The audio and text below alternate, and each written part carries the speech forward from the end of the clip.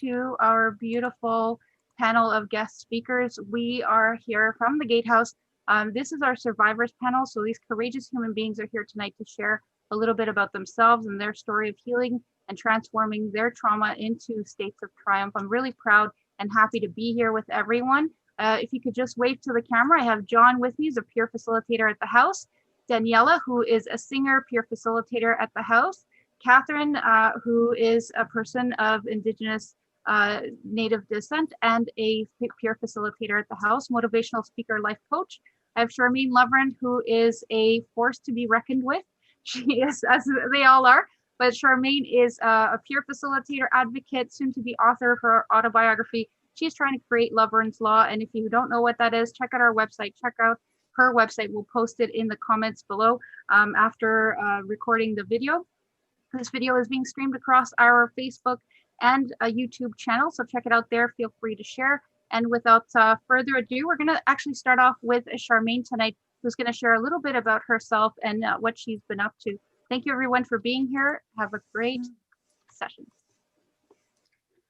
Thank you, Maria, and thank you for including me in tonight's panel. I'm so honored to be with John, Daniela, and Catherine, who I know very well, and it's so good to see you all.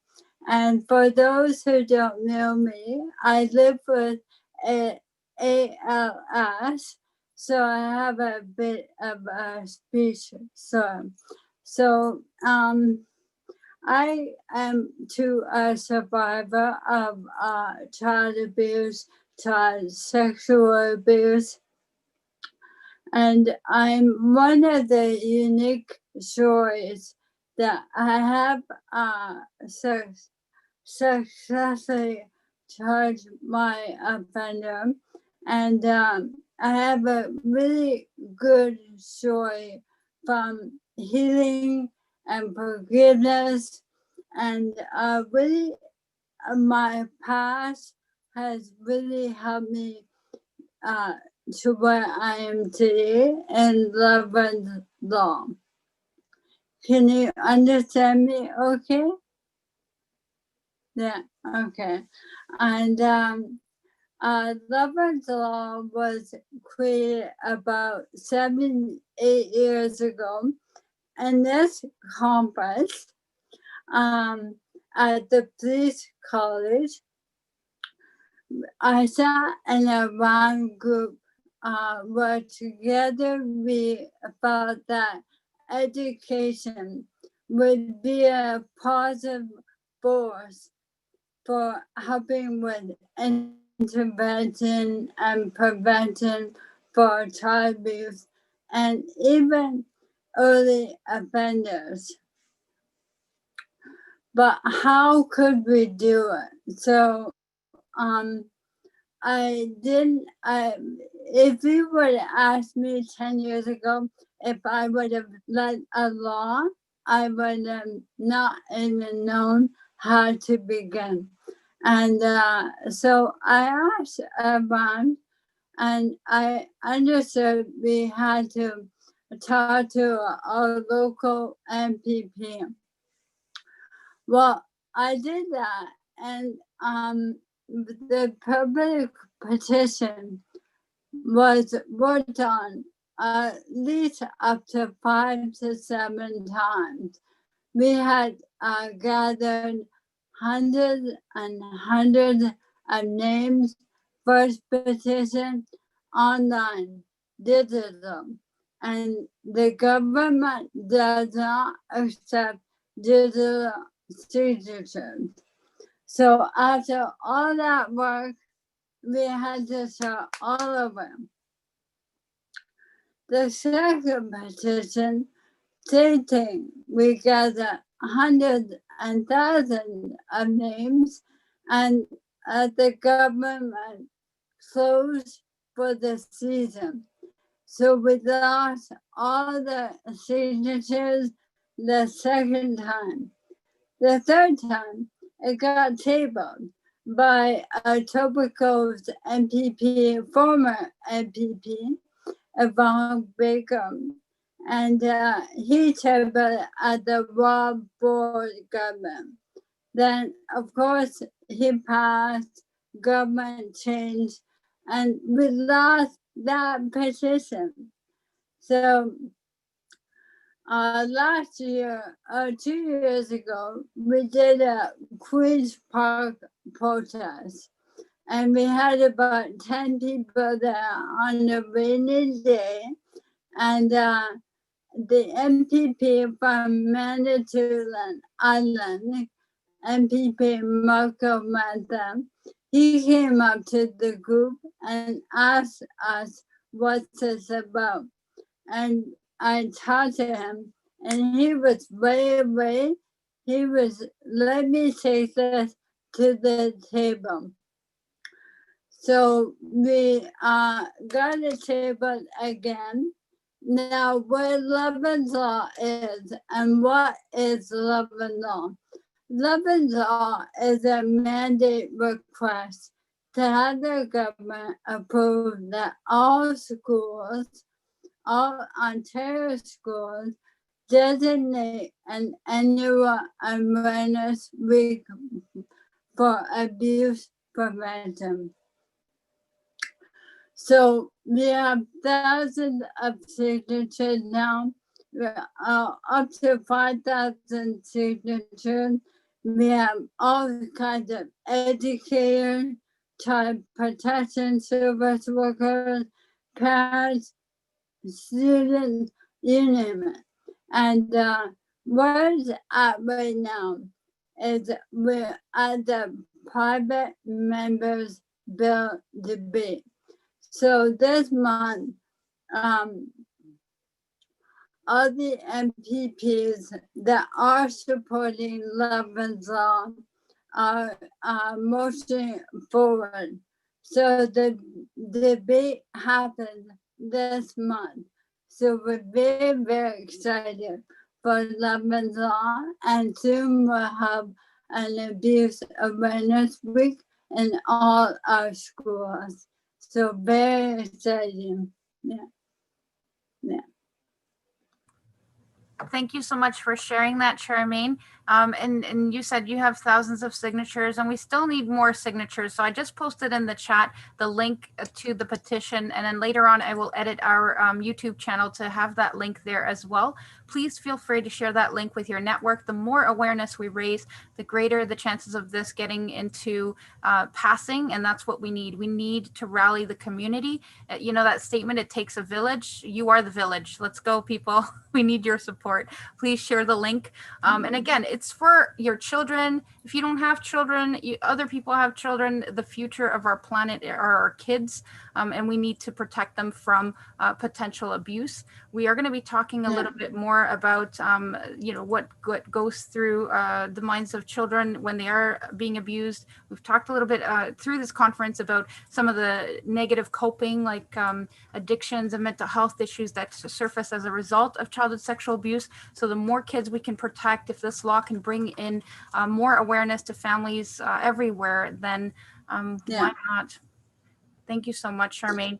Can you tell us? Yeah, no, go ahead, hon. Go ahead. I said you're very welcome. It's an intervention framework to help reduce areas like youth addiction, trafficking, child abuse, early offenders, suicide. It will help reduce all that. No. Exactly. Thank you so much, Charmaine, and thank you for being who you are for others as well. And you know, despite all the challenges that you've been through, you keep moving forward and you keep being that beacon of light for people. And I'm so proud to be associated with you and on this path with you. Thank you so much, Charmaine. I'm going to pass it on Thank you. Thank you. I'm going to pass it on to John, who's going to share a little bit about himself. Hello, everyone. Thank you very much, Maria.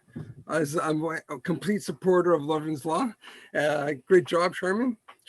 I just wanted to, what I want to talk about is, I am a survivor of sexual abuse, but a lot of times what you don't hear is how other people know about it and what they do about it. And that actually created, for me, it created actually more damaging and equal to the abuse itself. The adult people, there was one adult person that actually caught the actual abuse, the act itself, while it was happening. And instead of supporting the child, because we're going back 40 years ago, he made fun of it. Not only did he make fun of it, then he told other adults, he told other people from various ages, from teenagers all the way up to full grown adults, and they as well made fun of it. And we never talk about that. You never hear of the actions of others. Yes, at the end of the day, the perpetrator is responsible. However, it's unfortunate that we live in a society that they choose to be silent. And the default when you're silent actually protects the perpetrator. So that's what happens. So not only if you're quiet, but in their case, they did nothing to support the victim. They made fun of it. All that taught me, for that as an adult right now, I understand how crazy it was back then. But as a child, that was too much for me to understand. It was too much for my brain to process. So that actually changed the way I think. It changed the way I process day-to-day stuff. And it took me a long time to come to terms with that and understand how far back it went and why I did what I did. And it's very unfortunate that they chose that. Now we're here 40 years later, and we're still trying to push laws. To me, it's crazy that we only have 5,000 signatures. We have 30 million people in just Canada alone, and yet we have 5,000 signatures. There's no reason why not everyone's involved in this. Every politician should be signing that. All their supporters should be signing that. Doesn't matter if you're left side or right side, you should be signing that. The whole point of that is to educate and help the people. It's not for the people that don't need it, it's for the people that do need it. What it taught me was me getting help from others was not an option. And that's too much for an adult to handle. Forget a child. That's the whole point of these laws that we're changing. It's unfortunate as a society that we have to be forced to do the right thing. There has to be penalties for people that are aware of it, even though they didn't do the act. But their silence, once again, protects the perpetrator, period. Always does, regardless of what the situation may be. It may be, it may affect the family, but they're a good person or whatever. That's irrelevant. They're not really a good person if they're doing what they're doing. So where's their accountability? So it's important to acknowledge and be aware that if you see something, you need to say something. You need to do something. And it's these laws that are making it possible. Again, it's unfortunate that we need a law to say, hey, you need to protect that child. But clearly in our society, it has proven time and time again that the laws are required. So I'm very proud of Lovren's Law. To me, it's mind-boggling that we're in 2020, 40 years later, and this is still a conversation has to be debated to be passed. Nothing new. The statistics, you want to play with the numbers, 1 in 3, 1 in 6. Everybody knows, here's a number, everybody knows somebody that's been abused. You may or may not know that, but they are. And yet, here we are in a conference with only 100 people. Here it is. Why is there not more people involved? We can get more people to save whales than we are to save children, actually. People are afraid to talk about the subject. It's very taboo. It's not. It's very simple. It's protect the children, because those children become adults, and then you complain about how the adults are acting. Well, let's be proactive. Let's address the problems while they're children, right? Once again, the only thing I can say is the silence protects the perpetrator. So it's great that we're having these conversations. It's long overdue.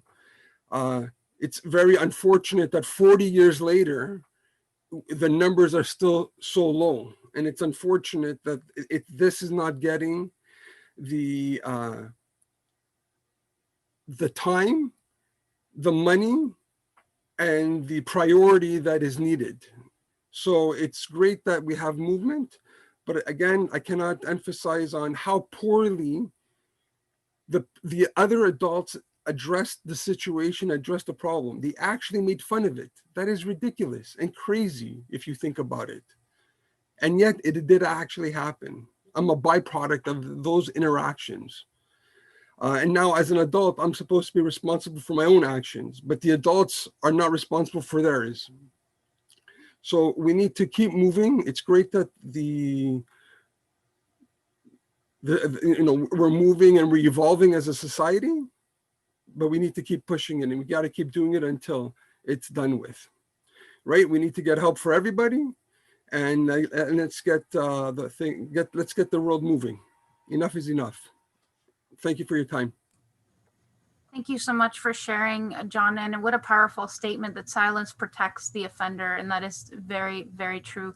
One of the things that you have done for yourself is interrupt the cycle of trauma and violence and abuse. You are a great dad to your kids, a provider, and you are giving back your voice to other male survivors out there who may be watching this, who are too afraid to reach out for support. You are being their beacon of hope, their encouragement to come forward and talk to somebody. And if anybody's watching out there, and again, a male, a female, any gender identity, really identifying as a survivor of child sexual abuse, please go to thegatehouse.org. And there's lots of good information there. If you're not ready to start the group, lots of good grounding techniques on our website, anger management tips, suicide prevention tips on there as well. Thank you so much, John, for sharing your voice with us tonight. Thank you. Thank you. I'll pass it on to Catherine Morningstar, who's here with us tonight. Catherine. Hi, everyone. Thank you for inviting me to participate, Maria, on behalf of the Gatehouse, and being on this panel with these really extraordinary human beings wanting to make a difference in life. Anyhow, so this is like a drive-through, right? Like McDonald's. It's like, okay, 10 minutes, here we go.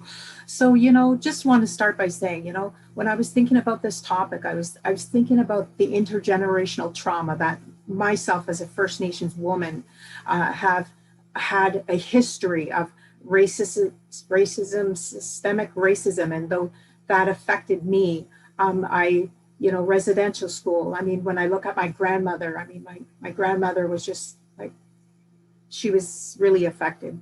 And my grandfather was an alcoholic. My mother was, she started the healing process for us. She got rid of the domestic violence that I saw and grew up in every weekend, and the alcoholism, and the racism that I experienced as a young girl in my community, with the cops coming to our house for all these issues. By the time I was 10, I just said to myself, I just made a decision. I just didn't want to live anymore. I was so, I felt like I was in the middle of the ocean on a raft by myself. And they were feelings of incredible aloneness, abandonment, and terror, just terror. I didn't want to grow up. And I remember at that point, nobody was coming. I'd prayed to God for help and support, and nothing happened. And I had a lot of effects. I hated men. I didn't want to live. I had suicidal attempts when I was younger, twice. And my health was affected over the years because I thought it was a form of self-harm towards my body and not taking care of the health issues that I was suffering from. And one of the things that I will say about how the other side is how I move forward. How did that happen? And, how did that happen? I was thinking about, and you'd mentioned, Maria, earlier about resilience. That started in my living room when I was 10 years old. And I just said to myself, oh my gosh, why isn't anybody talking about this? As I'm sitting across from my mother's beaten face, or having to crawl across the room the night before to try to open the door for my mom, and being afraid of one of my sexual predators in the house, and also who beat women. And, it took me 45 minutes to crawl and open the door up for my mom. I mean, I was just so terrified all the time. And I wanted to hide. I didn't want anybody to see me, but it was in that living room where I said, like, why isn't anybody talking about it? And, as I started my own counseling for, about grade 8, that process for me introduced me to like, I was always searching and seeking and trying to talk about these things. And I didn't know how to talk about it because I didn't have the vocabulary. All I just felt was this incredible pain. So it started off, but my body was telling the story my first year of counseling as I couldn't talk. I listened to the whole time, and I ripped a Kleenex in like the tiniest little bits, which was a reflection about what I couldn't say, and that progressed to, being able to write it down for another year, what I wanted to say. And it progressed then to where I was able to finally talk. When I started to get on my healing journey, it's been a number of years, but it's been it's like progressive. And it wasn't like, oh yeah, I reached a point and it was all done. It started in hearing other people's stories where I could see my own reflection and I could hear my own self. And I went, oh, I didn't feel alone anymore. It started in my recovery from alcoholism myself at, 29. It was about always reaching out. That's always been part of my thing. When I got introduced to understanding what happened to myself as a First Nations woman with residential school, and it was like, again, that whole process of like, oh my gosh, another piece got back to me, and I remember one of the Janice Longboat's an educator and just a medicine woman and a herbalist. She was amazing. And she said, our voices are medicine, very much in line with the concept. I mean, I got shut down, my expression. And, it's like, so the opposite is happening. This has been relational to me, wounds. I got to heal with my mom. I held her responsible basically for all of the stuff that happened, all the different abuses. I was abused by 3 different men from 4 to 12. And, we got to do healing. I got to hear from my mom sharing with me this past year about an incident where she was sitting on her in her childhood home. And she was so scared that her teeth were chattering. And I remember looking at her and I saw the pain in her eyes, and I felt like I was holding her heart in my hands. And that I just related to, oh wow, her trauma. And like, we got to experience that. We got to experience, like, September, she was here, we're holding hands, watching, in my bedroom, like I had this awesome bedroom, but anyhow, and just studying together and spirituality and our beliefs and just, the things about my daughter, like, because she was my daughter and I was her parent, got to go back, got to have experience about hearing how I impacted her, and that she could see we could look eye to eye and heart to heart and just have that unrevealing, so I can be there to unburden her, so I can get it, like really receive it. And she could see that and hear that. And we got to have this amazing healing. And, like, there's just so many. And even just like, the healing of my body, it's like, oh, wow, like, that's been taking some time, like a lot of time. And, but right now I eat as medicine. My food is my medicine. And, the relationship with my, I can speak about what I value, what I care about, what matters to me is unity, is like, the person laying on the crate down in Toronto, like, that's me, like, 29 years ago. So I love them because inside an acorn lives an oak tree. I was a mess when I started my healing recovery journey. And, the relationship with my creator, the creator of heaven and earth is like been like, I could see in hindsight all along that I was actually at every step of the way that there was a resource or something that came and helped and guided me, and, so that relationship's been one of repair, of like trust, of guidance. Like, my creator teaches me things, shows me, loves me, just that unconditional love that I'd always been looking for. And just the last part about, I get to I get to share my pain is my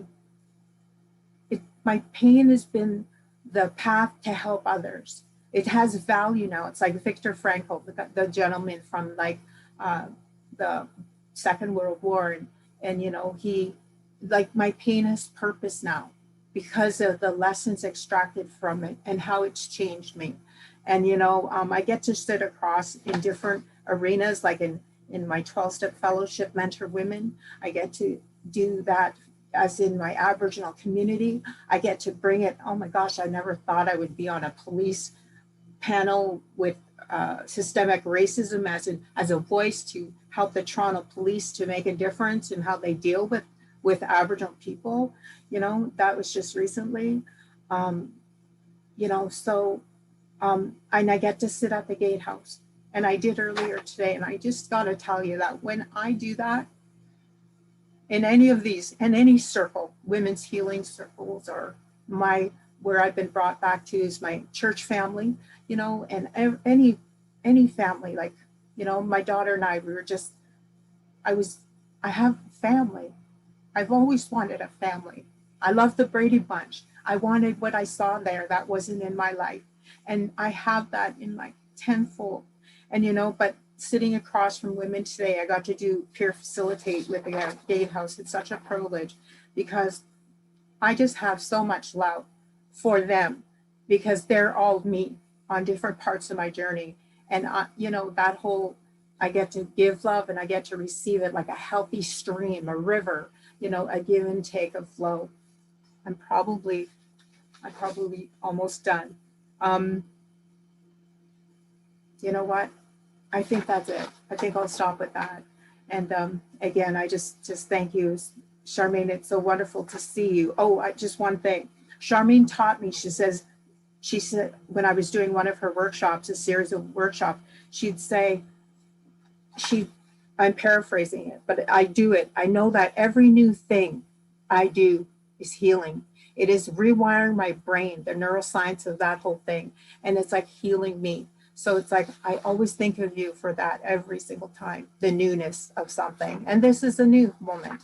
So I just, this is an important Do topic. something. Thank you. Do something new. That's right. That's right, Charmaine. Yeah. But thank you, Maria. Thank you so much, Catherine, for sharing your words. I had a comment or a question in the chat room. What was Janice's last name who said our voices are medicine? Janice Longboat, and she's from Six Nations. She's fantastic. And she ran some extraordinary programs that I got an amazing privilege to be a part of when I was employed with Native Women's Resource Center. Thank you so much for sharing that, Catherine, and thank you for sharing your voice today with us. Yeah. Right. We have the lovely Daniela, who is also a singer-songwriter here tonight. She's going to share a little bit about herself and share some of her lovely music with us. Thank you, Daniela. Hi, everyone. Hi, Maria. Thank you so much for having me as a part of this panel. What an honor it is. I had the pleasure of sharing last year, and for the first time outside of the four Gatehouse walls, getting to share a piece of music that I had an opportunity to write within my phase one at the Gatehouse. It's been a humbling and honoring experience being a part of this community. And what a beautiful and special panel we have. Like, I personally feel blessed to be a part of it. Every single member of this panel in some way or another has touched my life and my journey in trauma in beautiful and meaningful ways. As much as my heart is beating out of my chest because I'm definitely not the greatest public speaker, I also feel a sense of calm knowing that I'm amongst some really beautiful souls who, I mean, I wouldn't be here today without all of you. So thank you so much for being here, and thank you so much for having me a part of this. So my name is Daniela. So I've had the privilege of being a part of the community at the Gatehouse as both a participant and a volunteer over the past almost 6 years as of December this year. So it's very exciting. It's been a long, beautiful road. Today, I would like to share a bit of my story with you, as well as my inspiration and personal transformation of trauma. Like most, I came to the Gatehouse with a lot of doubts and reservations, with hopes of finding answers and building trust within myself and others. Much to my surprise, I received that and so much more on my journey through recovering from trauma and learning who I really am. I'd like to take a moment to share a story with you. So June 7th, 1996 was the release of one of my all-time favorite movies. It's called Now and Then, a classic to many. In this film, it follows the summer adventures of 4 young girls. They are full of curiosity and wonder, full of enchantment with the mysteries within their small town. In this town, a man named Peter also lives here. He is an older man who lurks in the street at night on his bicycle. He is closed off emotionally from the world and what's happening within it. He is unsettling to many who do not know his background. Along my journey of watching this film, I came to realize that Peter, in fact, was a victim of trauma himself. Not of the sexual abuse nature, but trauma nonetheless. His wife and son were murdered by a break-in robbery. Peter was at a local bar and was not home when the burglar entered his home and shot his son and wife.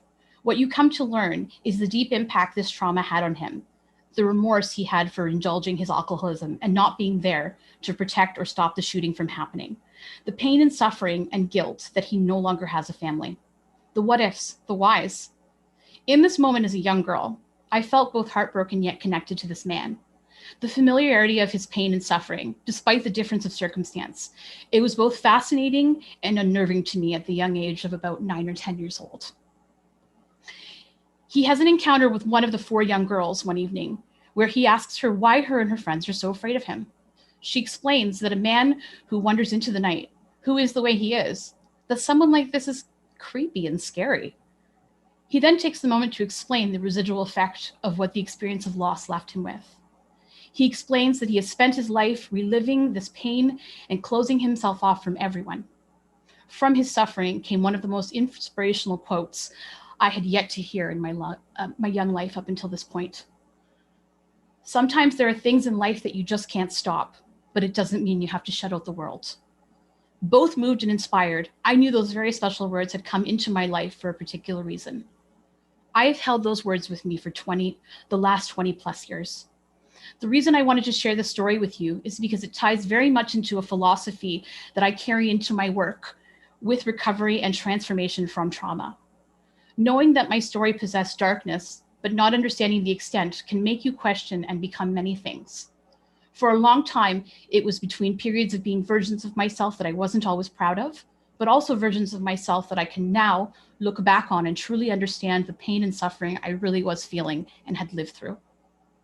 Fortunately, these words helped to remind me in moments of isolation and depression and lack of belonging, that if I shut out the world, all I would have left in many ways was my pain and suffering.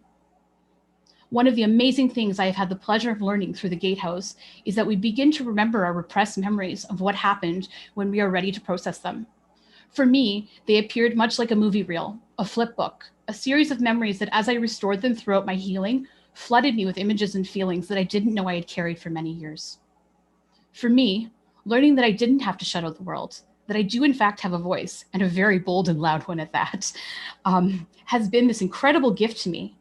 It has allowed me to heal, to grow, and to understand pieces of myself that I hadn't always understood, yet I have always deeply felt.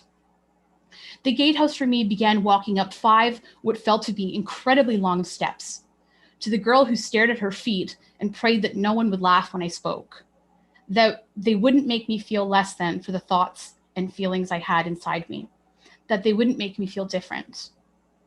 I proceeded to take phase 1, and I was given the gift of connection, which allowed me to take a shovel and dig to the deepest parts of myself, parts that I could not explain to you the way I can today. Then phase 2 allowed me to learn more about the many things phase 1 had opened my mind and awareness in my heart to. Throughout my years at the Gatehouse, although I jump for joy and RSVP to new teachings the Gatehouse has every time I receive an email from Maria or Stephanie, and I happily join as a participant, I've transitioned into a facilitator. One of the incredible parts of going through this journey with the incredible human beings I have encountered at the Gatehouse is that I get to give back. as one survivor to another, sharing stories, teaching the modules so eloquently written by Arthur, Maria, and Stephanie, and share them with the many courageous people who choose to take those 5 steps up onto the porch and ring the doorbell at the gatehouse. It has taught me to be strong and to be proud, and to have connection, love, and compassion for the many whose stories are both different yet very similar to my own. It has taught me that no matter how many times I fall, what seems to be flat on my face at times, that all I have to do is get up, keep going, and most certainly, thanks to some wise words from my childhood movie, to not have to shut out the world. We might not be able to stop the things that happen to us. We might not be able to change them either, but we do get to choose how they affect us and impact our lives, how they make us feel. We get to decide what we make them mean. And we get to discover every single time we doubt ourselves that we are both resilient and strong, that we have many gifts to offer one another. With that, I would like to thank the beautiful panel that I've had the pleasure of sharing this evening with, and the directors of the Gatehouse for allowing me to share my journey of transformation through trauma. So as Maria mentioned, I am a singer-songwriter, and one of my avenues of healing has been my music and my expression through it. I would now like to play you a song I wrote for today in hopes of sharing a piece of my strength with you all. Thank you so much, Daniela. And I have a comment from one of our attendees. You speak and express beautifully, Daniela. Oh, thank you so much. Oh, if only you knew the jitters that were behind the speech. God bless you and your kind words. Thank you so much. So I was thrilled to write this, actually. I had my dad, who's pretty much my musical mentor, edit and give me my criticism on both my speech and my song, because for me, the messages that I get to share within this community and within this platform, you know, much like the beautiful movements that I've heard from Charmaine to Catherine and John and Maria and everyone here tonight, our words are incredibly powerful. And I mean, the work that gets done within the walls of the Gatehouse and outside of them are what's going to make a difference for all the young people. So, you know, thank you for everyone and all that you do. And this is my small contribution to the conference here. It is unnamed, so bear with me.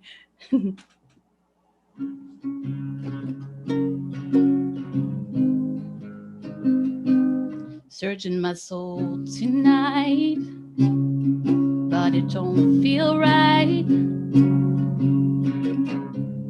Isn't that the way life's supposed to be? I played all my cards right, even when I'm wrong. I keep trying to shine my light to find my way back home. You sit here alone as the light disappears. 'Cause when it's dark outside, we're left to embrace our fears. No longer alone, I am lost but found. The pieces of me, I pick them up off the ground. Day by day, not just for pretend.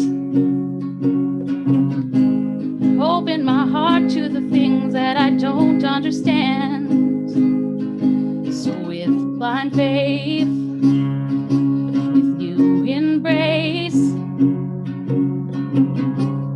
give this life all I've got in hopes to find my saving grace. Search for the search not to be afraid in this big old world. My pain is my strength, my struggles don't define my worth. So walk along with me, we don't have to be afraid. So just be who you are, 'cause you never have to change. So just be who you are, 'cause we've had another day. We can be who we are. We don't have to be afraid if we have a little faith.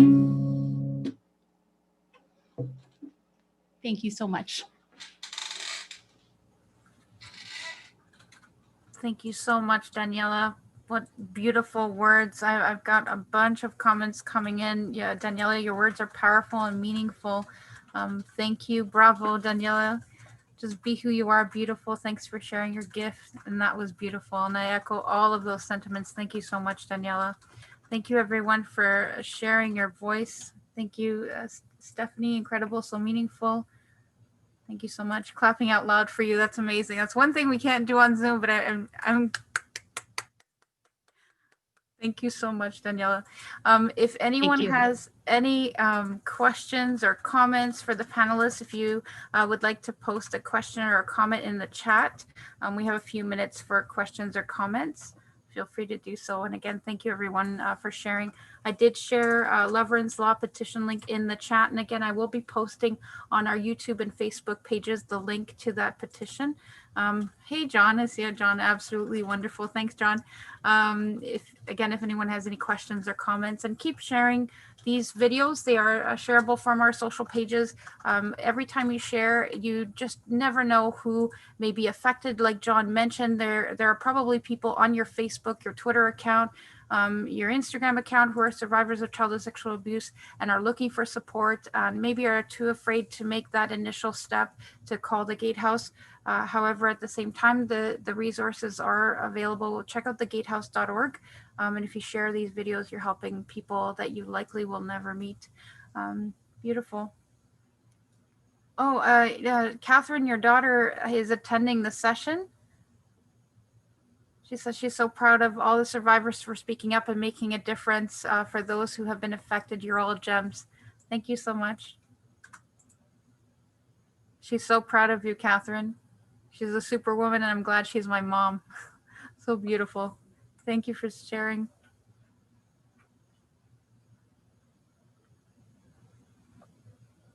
Well, thank you everyone for being here tonight. And again, on behalf of the Gatehouse, our utmost and sincere gratitude for this panel, for all the volunteers that are helping out with this conference. Again, this is a first for us. So you were all initiators of something totally new. So I was going back to Charmaine, do something new. This is new, Charmaine. Thank you. Thank you, everyone. And it was great to hear. One of my classmates is actually an attendee here. So it was great to see and hear from her again. That's awesome. Thank you so much. Thank you, everyone. We're getting gratitude statements. I love gratitude. So the more gratitude we can spread across the planet, especially now, the better. Thank you again, everyone. And again, this session will be shareable on our Facebook, Twitter pages. Please do share. And if you can, make a donation to the Gatehouse. We are not a government agency or government funded agency, with the exception of a small grant that we do get from the City of Toronto, but none of it goes to core funding our operations. So if you can make a $5, $10 a month donation, we need monthly donors to keep our work going. Thank you so much. Thanks, everyone. Have a safe and wonderful evening, and we'll see all the beautiful facilitators next week.